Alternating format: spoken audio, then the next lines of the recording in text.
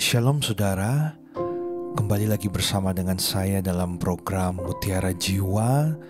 Dan biarlah saat ini kita sama-sama mau buka hati kita saudara, untuk kita bisa menerima firman Tuhan yang akan sama-sama kita pelajari hari ini. Dan biar firman Tuhan ini bukan hanya sekedar memberkati kita, tetapi bisa mengubahkan kehidupan kita, hati kita, dan kita tentunya menyenangkan hati Tuhan. Hari ini saudara, saya akan membahas tentang kebesaran hati.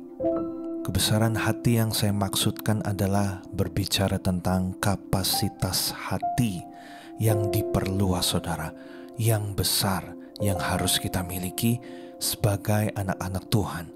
Karena Tuhan menghendaki setiap pengikutnya, setiap anak-anaknya harus memiliki hati yang besar. Di dalam Mazmur 119 ayat 32 berbicara demikian. Aku akan mengikuti petunjuk perintah-perintahmu, sebab engkau melapangkan hatiku. Ada kata melapangkan hatiku. Dalam terjemahan Inggrisnya dikatakan, I will run the way of thy commandments when thou shalt enlarge my heart. Enlarge my heart. Dalam bahasa aslinya Raukap saudara dikatakan to be grow wide or large, yang berarti hati yang tumbuh lebar, hati yang makin hari makin besar. Dan tentunya saudara, untuk bisa memiliki kebesaran hati ini butuh proses, butuh waktu untuk kita bertumbuh dari hari ke hari saudara. Jadi sebenarnya kebesaran hati itu apa? Kita bisa katakan kebesaran hati itu sama dengan kelapangan hati, atau satu kata yang umum kita dengar yaitu ikhlas. Untuk bisa memahaminya, sederhananya seperti ini saudara. Saudara pernah melihat suatu lapangan, entah itu lapangan sepak bola ataupun lapangan basket saudara. Nah, jika lapangan itu besar, maka akan banyak orang yang lebih banyak itu bisa masuk di lapangan itu. Tetapi saudara, kalau lapangannya itu kecil, maka nggak bisa menampung banyak orang. Kita lihat stadion-stadion besar saudara yang berada di kota-kota besar. Nah itu bisa menampung banyak orang, ribuan orang, belasan ribu, bahkan puluhan ribu.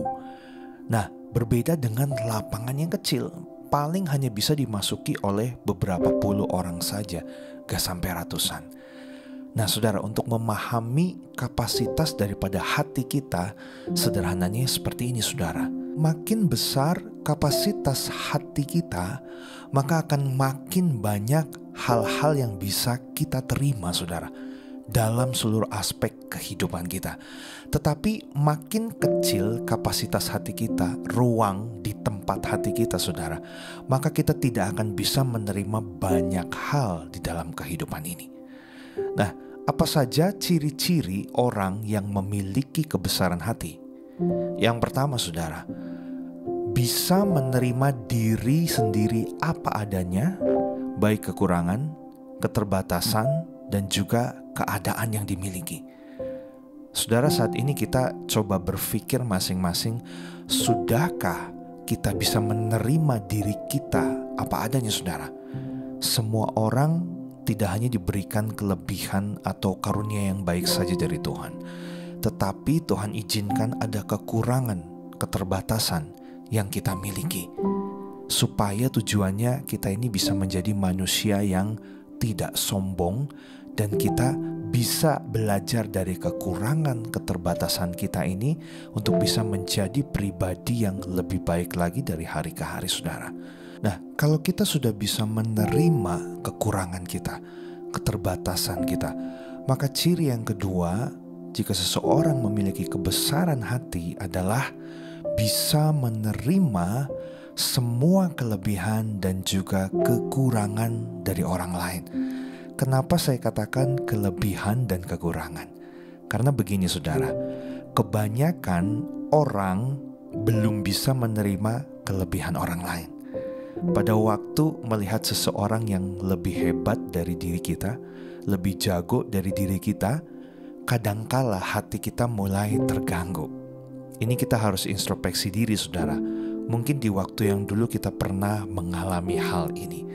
Kalau ada orang yang baru yang datang dalam kehidupan kita, baik mungkin di dalam gereja kita, dalam organisasi kita, atau di dalam pekerjaan kita, maka hati itu mulai gak nyaman. Orang bilang insecure, saudara. Nah, ini sebenarnya pada waktu kita melihat seseorang yang lebih jago dari kita, kadangkala kita mulai sedikit kegerahan. Nah, ciri yang kedua ini, orang yang memiliki kebesaran hati, dia harus bisa menerima semua kelebihan dan juga kekurangan orang lain. Kalau kekurangan diri sendiri saja tidak bisa diterima, saya ragu, saudara, kita bisa menerima kekurangan orang lain. Maka jangan salah kalau ada banyak orang-orang yang selalu menyalahkan orang lain, yang selalu mungkin kesel, sebel melihat orang lain karena tidak bisa menerima kekurangan orang lain. Ya, ini hatinya berarti belum memiliki kebesaran hati, saudara. Lalu yang ketiga, ciri orang yang memiliki kebesaran hati adalah bisa menerima segala situasi, kondisi yang terjadi dalam hidup ini, baik dalam hal yang suka maupun dalam hal yang duka, kesulitan, saudara. Nah, ini adalah ciri-ciri daripada orang yang memiliki kebesaran hati. Sudah berapa lama kita mengikut Tuhan, saudara? Sudah berapa lama kita mendengarkan firman Tuhan di dalam gereja? Bahkan saat ini seperti program ini, saudara, kita mendengarkan mungkin setiap hari. Belum lagi saat teduh kita secara pribadi bersama dengan Tuhan. Tetapi apakah kita sudah bisa menerima semua situasi kondisi yang Tuhan izinkan terjadi dalam kehidupan setiap kita? Contohnya, saudara, seperti saat ini pandemi masih ada di tengah-tengah setiap kita. Bahkan circle-nya itu makin mendekat, saudara, ke kerabat kita, rekan-rekan kita, keluarga kita. Bahkan saya baru lihat bahwa di kota kami, di Cirebon ini, waktu kemarin mulai ada PSBB lagi sampai akhir Mei. Dan tentunya segala sesuatu akan dibatasi lagi, saudara. Nah, sudahkah kita bisa menerima kondisi apapun yang terjadi dalam kehidupan kita ini, saudara? Karena penerimaan kita terhadap sesuatu, terhadap orang lain, terhadap situasi, kondisi, keadaan kehidupan kita, ini menentukan seberapa besar hati kita, kelapangan hati kita yang sudah kita miliki saat ini. Dan saya katakan bahwa kebesaran hati itu tidak dapat dipisahkan dengan yang namanya hikmat, kebijaksanaan, wisdom, saudara. Untuk dapat menerima keadaan dibutuhkan hikmat dan juga dibutuhkan yang namanya kerendahan hati. Dan poin-poin ini seperti hikmat, kebijaksanaan, saudara, kerendahan hati, itu datangnya dari Tuhan. Pada waktu kita dekat dengan Tuhan, tentu kita akan suka dengan segala perintahnya. Pada waktu kita berusaha untuk memahami setiap perintahnya dan melakukan dalam kehidupan sehari-hari, maka kita pasti akan mengizinkan Roh Tuhan itu menguasai hidup kita, sehingga kehidupan kita disebut sebagai kehidupan yang dipimpin oleh Roh. Karena itu kita dimampukan oleh Tuhan untuk kita bisa memiliki yang namanya kerendahan hati, memiliki yang namanya hikmat dari Tuhan, memiliki yang namanya kebijaksanaan daripada Tuhan. Saya katakan semua itu datangnya dari Tuhan. Jadi saudara, saat ini kita mau sama-sama belajar untuk kita bisa memiliki hati yang besar di hadapan Tuhan. Lalu saudara, sebaliknya kita mau pelajari kira-kira ciri-ciri orang yang belum memiliki kebesaran hati atau dikatakan orang yang berkecil hati itu apa saja. Yang pertama, tentunya kebalikan daripada orang yang memiliki kebesaran hati, ya saudara, yaitu tidak bisa menerima diri sendiri apa adanya, selalu mengeluh, selalu komplain dengan hal apapun. Nah saudara, kita cross check kehidupan kita. apakah kita belum bisa menerima diri kita apa adanya saat ini? Mungkin engkau memiliki pengharapan bahwa engkau dilahirkan di keluarga yang baik, yang rukun, yang memiliki harta kekayaan mungkin, yang terhormat, yang memiliki jabatan yang tinggi, yang dihormati mungkin oleh masyarakat dan lain sebagainya. Tetapi Tuhan izinkan kita dilahirkan mungkin di tengah-tengah keluarga yang sederhana, yang mungkin tidak dipandang. Bahkan secara status ekonomi pun kita masih rendah, saudara sekalian. Nah saudara, apakah kita masih belum bisa menerima diri kita? Saya selalu ingatkan di dalam setiap firman Tuhan yang saya bawakan, bahwa setiap kita itu spesial di mata Tuhan. Tuhan tidak pernah menciptakan kita itu secara kebetulan, saudara. Tuhan sudah merancangkan segala sesuatu. Bahkan dalam firman Tuhan dikatakan, engkau menenun diriku selagi aku bakal anak. Jadi sebelum kita lahir dalam dunia ini, Tuhan sudah kenal kita. Tuhan sudah tahu kita. Dan ini hal yang luar biasa yang perlu kita ingat, saudara. Jadi apapun yang kita saat ini alami dengan diri kita, dengan lingkungan kita, dengan keluarga kita, di mana kita dilahirkan, semua itu terjadi atas kehendak Tuhan, dan Tuhan punya rencana yang khusus dalam kehidupanmu, saudara. Nah, kalau orang yang belum memiliki kebesaran hati, dia tidak akan bisa menerima dirinya, apalagi kekurangannya. Aduh, saya memang begini, saya memang begitu. Keluarga saya banyak kurangnya, papa saya mah begini, mama saya mah begitu, anak saya memang begitu. Wah, selalu mengeluh, selalu komplain, selalu membanding-bandingkan diri sendiri dengan orang lain. Nah, ini adalah iri hati, saudara. Kalau orang iri hati, berarti orang ini belum memiliki kebesaran hati, saudara. Lalu selanjutnya apa? Kalau dia tidak bisa menerima diri sendiri, maka ciri-ciri orang yang belum memiliki kebesaran hati selanjutnya adalah dia pun tidak akan bisa atau kurang bisa menerima kelebihan dan kekurangan orang lain. Kalau ada orang yang memiliki kekurangan, wah, dia bisa marah, dia bisa kesal, dia bisa komplain, saudara.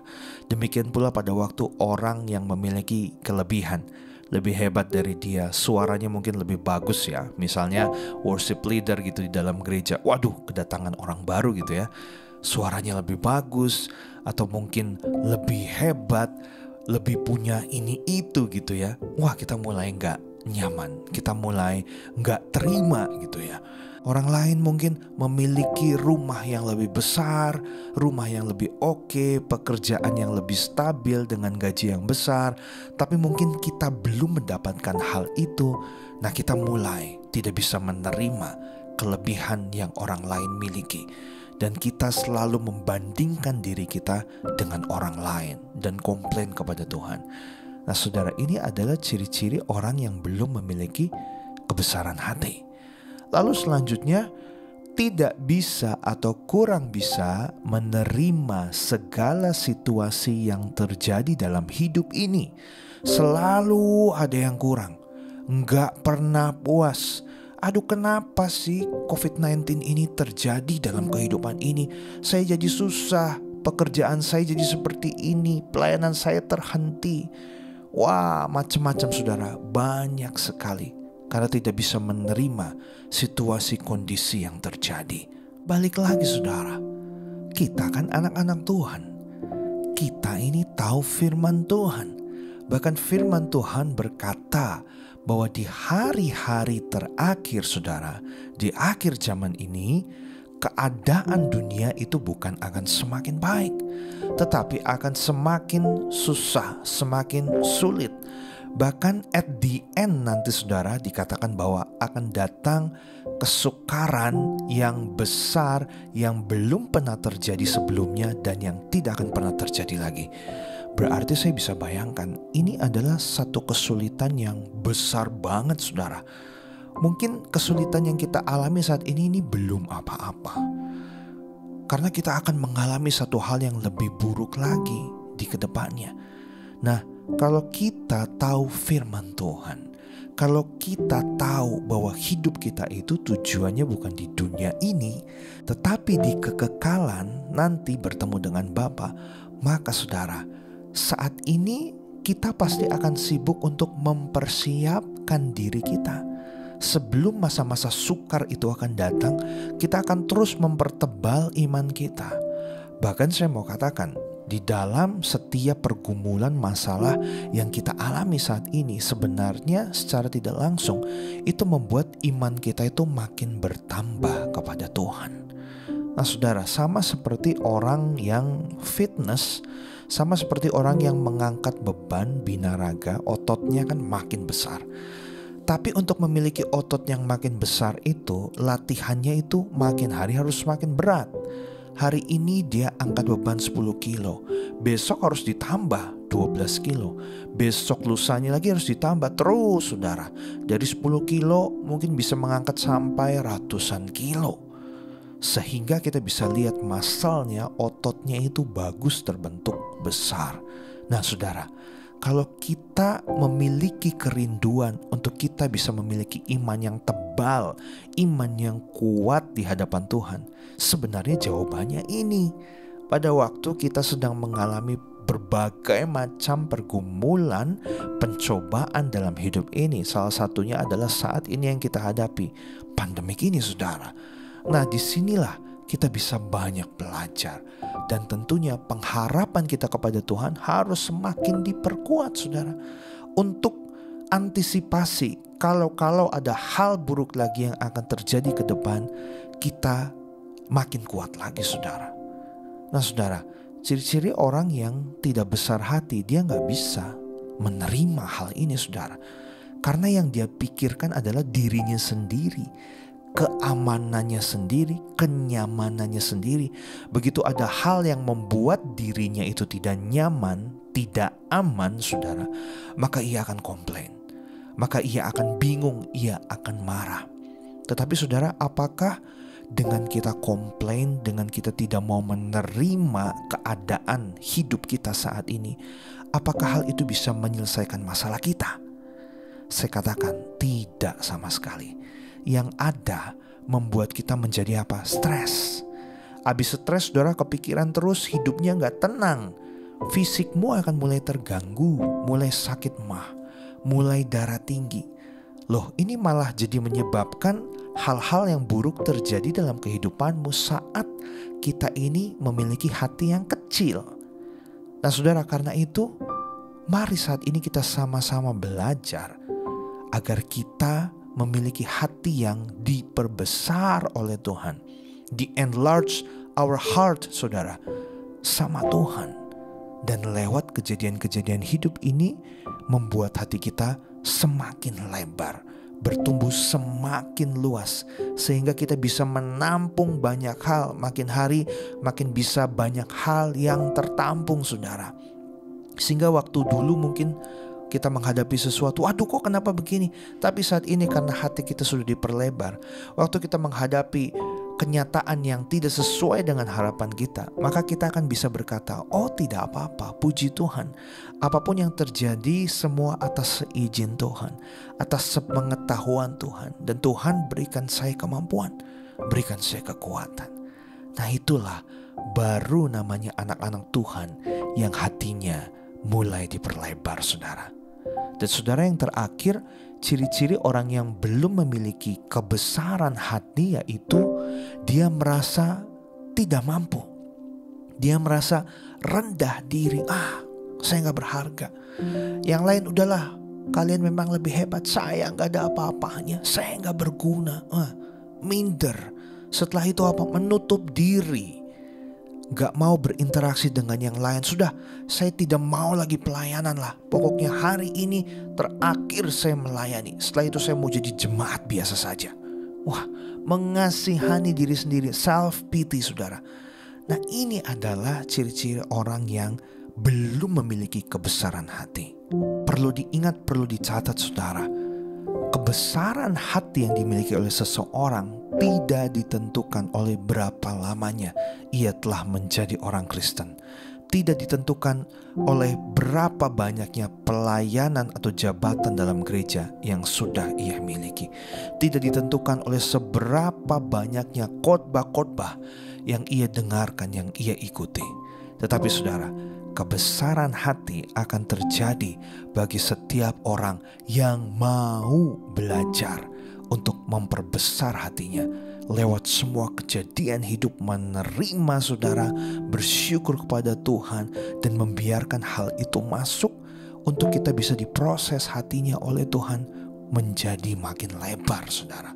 Saudara ingat Raja Salomo, yaitu seorang raja yang penuh dengan hikmat, kebijaksanaan saudara, dan itu tentunya dari Tuhan saudara. Di 1 Raja-Raja 4 ayat 29. Dan Allah memberikan kepada Salomo hikmat dan pengertian yang amat besar, serta akal yang luas seperti dataran pasir di tepi laut. Dalam bahasa Inggrisnya dikatakan demikian.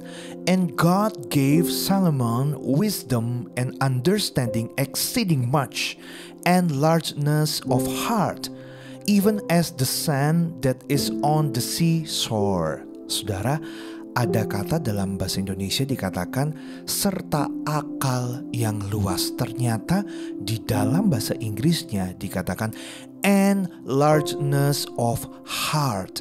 Nah, ini berbicara tentang kebesaran hati saudara. Kenapa Raja Salomo ini bisa memiliki hikmat dan pengertian yang besar saudara, dan juga akal yang luas?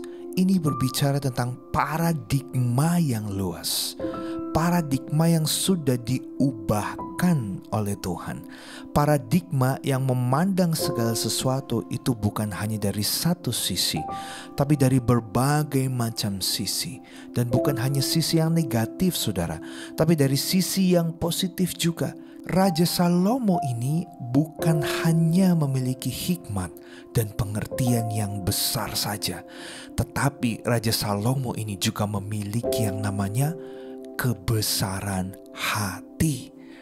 Nah, ini yang Tuhan rindukan ada di dalam kehidupan setiap kita saudara sebagai anak-anak Tuhan. Memang saudara, dalam menjalani kehidupan ini tentu kita punya kerinduan, kita punya cita-cita, kita punya harapan yang baik untuk diri kita, pasangan kita, keluarga kita, anak-anak kita, banyak lagi untuk pelayanan, untuk pekerjaan. Tetapi saudara, kadangkala hal itu mungkin belum yang terbaik buat kita. Dan karena itu Tuhan harus membelokkan dari rencana kita, dari harapan kita menjadi kepada rencananya Tuhan, kepada harapannya Tuhan saudara. Dan kadangkala terjadi perlawanan saat hal itu terjadi. Karena itu kita rasain yang namanya sakit, kita rasain yang namanya kecewa, kita rasain yang namanya mungkin bingung, takut, khawatir. Padahal saudara, kalau kita mau nurut aja, dilemesin aja saudara, sama seperti orang dipijat, diurut. Saya suka saudara, pada waktu sebelum COVID itu, kalau badan saya sudah mulai rasa capek gitu, setiap bulan saya pasti punya schedule untuk bisa massage saudara, untuk pijat saudara. Nah, saya perhatikan pada waktu saya dimassage, pada waktu saya dipijat saudara, otot-otot yang tadinya kaku itu akan kembali menjadi rileks lagi. Tetapi sebelum otot-otot itu rileks, otot itu harus dipijat. Dan kadangkala pada waktu dipijat itu ada titik-titik di mana saya merasakan sakit saudara, merasakan seperti nyeri gitu ya. Tetapi tidak boleh dilawan, karena kalau saya melawan, kalau saya tidak melemaskan otot saya saudara, maka setelah dipijat itu akan bertambah sakit. Tetapi pada waktu saya berusaha untuk lemesin aja ototnya, walaupun sakit gak apa-apa, dinikmati aja, sabar aja. Nah, setelah dipijat itu, maka saya akan merasakan otot badan saya itu menjadi rileks. Dan 2-3 hari badannya kembali menjadi enak, kembali fit lagi. Nah saudara, sama dengan kehidupan kita nih. Kalau kita gak mau lemesin aja hidup kita, gak mau lemesin aja nih hati kita saudara, waktu Tuhan membentuk, rasanya tentu akan sakit. karena ada perlawanan dari kita. Tapi cobalah biarkan lemesin aja hati saudara, lemesin saja hidup kita. Tuhan mau bawa kemana, Tuhan mau bentuk kemana, kita nurut, kita ikut. Saudara, lama-lama hati kita akan terbiasa, dan tanpa sadar kapasitas hati kita diperbesar, diperlebar saudara. Dan tentu ini akan mendatangkan kebaikan bagi setiap kita. Dan hidup kita, hati kita, respon kita itu tentu akan berkenan di hadapan Tuhan. Jadi kehidupan bersama dengan Tuhan itu bukan berbicara tentang kenyamanan, bukan berbicara tentang apa yang sudah engkau miliki saat ini, diberkati dengan luar biasa atau tidak. Bukan itu. Bukan tentang kenyamanan, tapi tentang keberkenanan. Nah saudara, sama-sama hari ini kita mau belajar supaya hidup kita berkenan di hadapan Tuhan. Itu dengan memiliki kapasitas hati yang besar saudara. Namun saudara perlu diingat, dalam proses memperbesar kapasitas hati ini saudara, di situ ada iblis yang akan selalu mengganggu kita.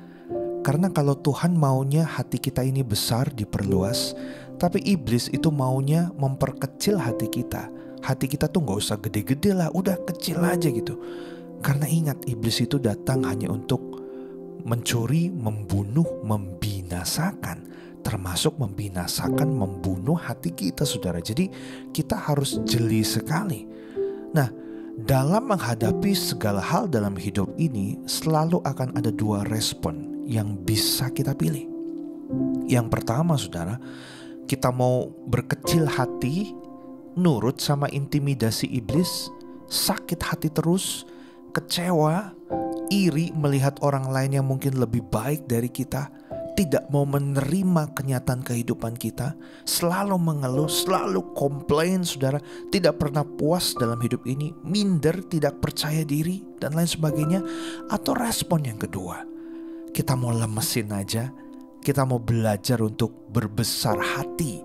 Karena dari kebesaran hati yang kita miliki itu membiarkan Tuhan memproses hidup kita saudara. Walaupun mungkin rasanya itu tidak nyaman, tetapi dengan kita diproses itu saudara, itu membuat kita ini semakin berkenan di hadapan Tuhan. Dan tentu menyenangkan hati Tuhan. Sama seperti lagu-lagu yang sering kita bawakan saudara, bahwa kita mau mencintai Tuhan. Aku mengasihi Engkau Yesus dengan segenap hatiku. Dikatakan aku mengasihi Engkau Yesus dengan segenap jiwaku. Tetapi perlu diingat, kata-kata daripada lagu itu adalah kurenungkan firman-Mu siang dan malam. Ku pegang perintah-Mu dan kulakukan. Jadi saudara, mengasihi Tuhan itu berbicara tentang aksi. Salah satunya adalah kita mau hati kita diperbesar di hadapan Tuhan. Dan saudara, biarlah hari ini sama-sama yang mendengarkan firman Tuhan ini, kita belajar saudara, supaya kita bisa berubah. Kekristenan berbicara tentang perubahan, dan tentunya perubahan yang baik, perubahan yang semakin seperti Tuhan, bukan semakin seperti apa kata orang, bukan semakin seperti apa kata dunia, tetapi semakin seperti Tuhan, Christ-like saudara. Mari saat ini biarkan saya berdoa bagi saudara sekalian. Bapa, kami mengucap syukur hari ini Engkau mengingatkan kepada setiap kami lewat firman-Mu bahwa kami harus memiliki kebesaran hati dalam hidup ini, supaya hidup kami makin berkenan di hadapan-Mu Tuhan. Hamba-Mu berdoa ya Tuhan, biar siapapun yang mendengarkan firman Tuhan ini diberikan kemampuan, diberikan kekuatan, diberikan pengertian yang penuh Tuhan, bahwa kami harus memperbesar hati kami, harus melapangkan hati kami dalam menerima segala sesuatu yang terjadi dalam hidup ini yang sudah Tuhan izinkan terjadi, supaya kami bisa menjadi pribadi yang lebih baik lagi Tuhan, yang seperti Engkau ya Tuhan. Roh Kudus-Mu akan memenuhi dalam kehidupan hari-hari kami, sehingga memampukan kami, bahkan berikan sukacita, kekuatan, penghiburan. Kami berdoa juga Tuhan bagi setiap anak-anak-Mu yang saat ini sedang mengalami kesulitan bahkan sakit penyakit. Tuhan, kami berserah pada Engkau. Engkau Allah penyembuh kami. Engkau yang memiliki kuasa sesuai dengan kehendak-Mu. Kalau Tuhan mau sembuhkan setiap kami, di dalam nama Yesus Engkau akan menyembuhkan. Berikan kemampuan, berikan kekuatan. Dan kami percaya apapun yang kami butuhkan dalam hidup ini, Engkau tahu. Engkau akan mencukupkan, sehingga kami bisa menyaksikan betapa besarnya Allah yang kami miliki, betapa besarnya Bapa yang kami miliki dalam hidup ini, yaitu Engkau Yesus. Terima kasih Tuhan. Kami menyerahkan seluruh kehidupan kami saat ini. Di dalam nama Yesus kami berdoa dan mengucap syukur. Haleluya. Amin. Saudara, semangat selalu menjalani segala hal dalam kehidupan ini. Kalau waktu kita mengalami hal yang tidak sesuai dengan kenyataan kita, selalu ingat bahwa itu adalah momen di mana Tuhan sedang memperbesar kapasitas hati kita. Sampai jumpa kembali. Tuhan Yesus memberkati setiap kita.